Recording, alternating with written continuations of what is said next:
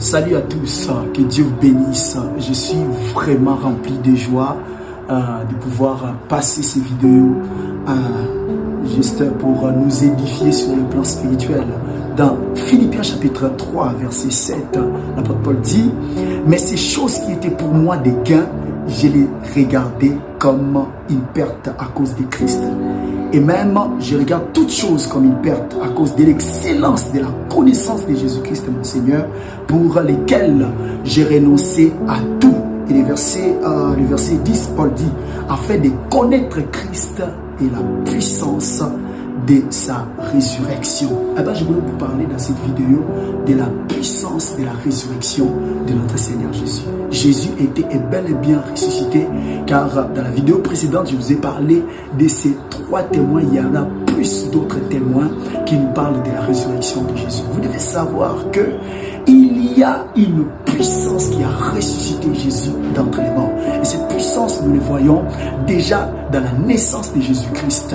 Car lorsque l'ange Gabriel est venu voir Marie, l'ange Gabriel a dit que le Saint-Esprit te couvrira de son ombre et tu enfanteras un fils et tu lui donneras le nom d'Emmanuel, ce qui signifie Dieu avec nous. Nous voyons bel et bien que Jésus est né de la puissance du Saint-Esprit.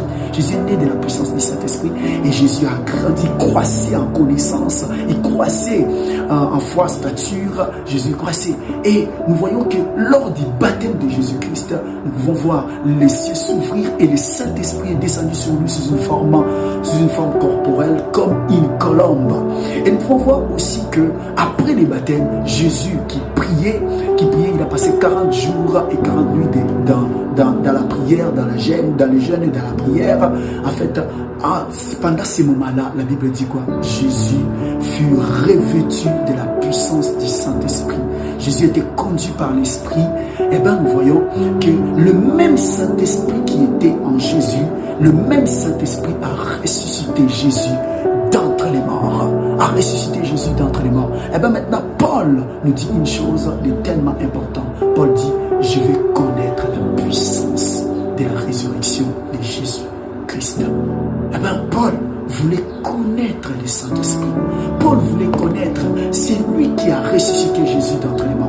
Paul voulait connaître que le Saint-Esprit, en fait, le Saint-Esprit, comme le dit les autres personnes, le Saint-Esprit, que le Saint-Esprit est une colombe, le Saint-Esprit est ceci ou cela. Non, le Saint-Esprit n'est pas ces choses-là. Le Saint-Esprit n'est pas la colombe, le Saint-Esprit n'est pas le fleuve d'eau vive, le Saint-Esprit n'est pas, en fait, le feu, tout cela. Non, bien sûr, le Saint-Esprit peut prendre ces formes-là, mais le Saint-Esprit n'est pas toutes ces choses-là. Mais laissez-moi vous dire que le Saint-Esprit, c'est une personne, et c'est la personne de Dieu. Et si vous commencez à traiter le Saint-Esprit comme une personne, comment voudriez-vous qu'on vous traite comme une personne? Si vous commencez par cultiver cette koinonia, cet partenariat avec le Saint-Esprit, eh bien, vous allez expérimenter la personne du Saint-Esprit dans votre vie. Le Saint-Esprit est une personne. Le Saint-Esprit n'est pas le vent, n'est pas le feu, n'est pas toutes ces choses-là. Et bien, le Saint-Esprit, c'est cette personne de Dieu qui a ressuscité Jésus d'entre les morts. C'est pourquoi Jésus, dans son vivant, lorsqu'on parlait du mal, il pouvait dire, vous pouvez parler à mal contre moi, vous pouvez parler à mal contre les pères, mais ne dites rien de mal contre le Saint-Esprit. Pourquoi? Parce que le Saint-Esprit, c'est une personne. Il peut être attristé, il est doué de connaissances, il est doué de sagesse. Le Saint-Esprit. Ben aujourd'hui, j'ai une invitation à vous faire. Une invitation, c'est de vous inviter à passer du temps avec le Saint-Esprit, à communier avec lui, à avoir des temps d'intimité